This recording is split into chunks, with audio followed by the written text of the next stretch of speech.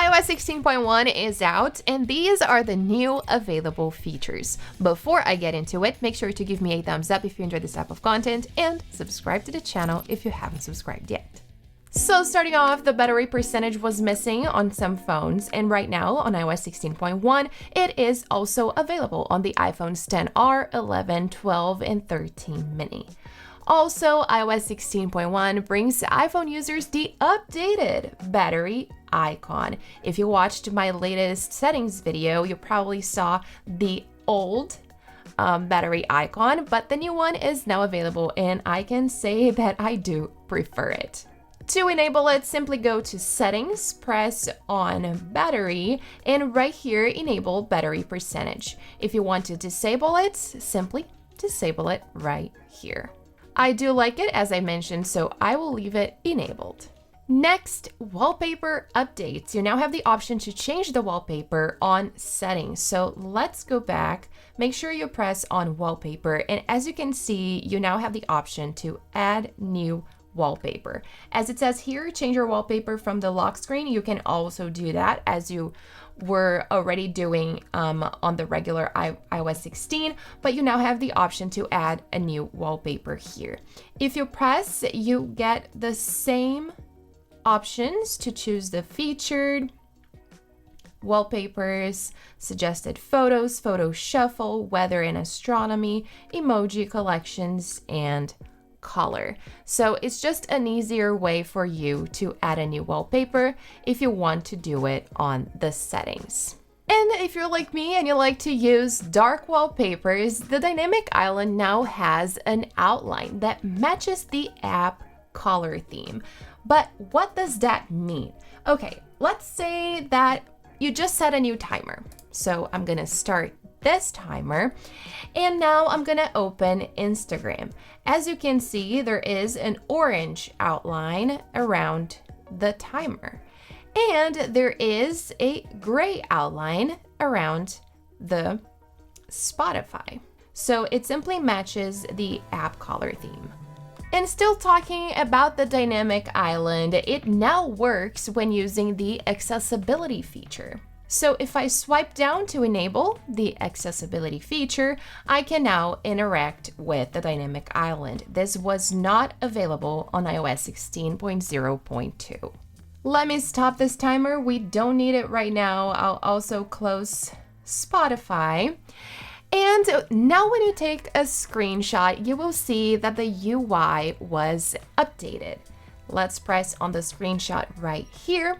So now when you press done, all of the options to save to photos, save to files, save to quick note now pop up on the top left corner instead of being at the bottom of the display. I find it a lot easier to tap on the options right now. I do like the way it is, and I will now delete this screenshot because I don't need it. Another new feature of iOS 16.1 is the clean energy charging that will be now available in few regions. Unfortunately, it's not available in Brazil where I'm at, but I will let you know how to get to it.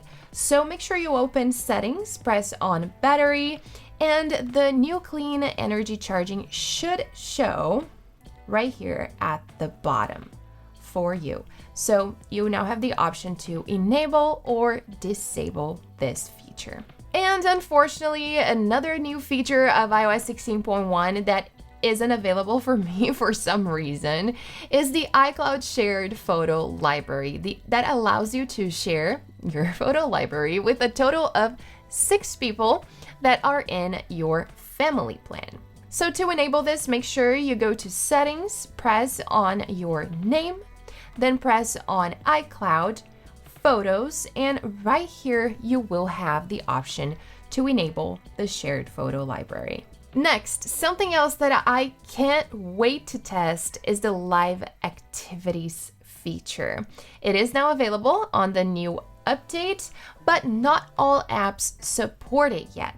If by any chance the app does support it, there will be an option for you to enable or disable the live activities feature in settings. So the only thing that you need to do is open the settings app, open the application, let's say Uber, and enable live activities. As you can see, it isn't available yet. I'm sure it will be available on a feature update because this was one of the live activities that Apple showed at the event. So I'm looking forward to that. But we can check this with the timer app.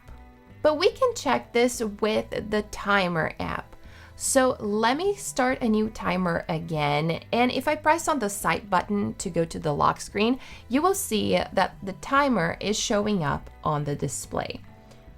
I really like how it looks, and again, I can't wait to test it in other applications. Now, if you always wanted to try Apple Fitness Plus, but you don't own an Apple Watch, you now have the option to use it because it now works even if you don't have an Apple Watch. So the only thing that you need to do is open the Fitness app, press on Fitness Plus, and choose the workout that you like to do.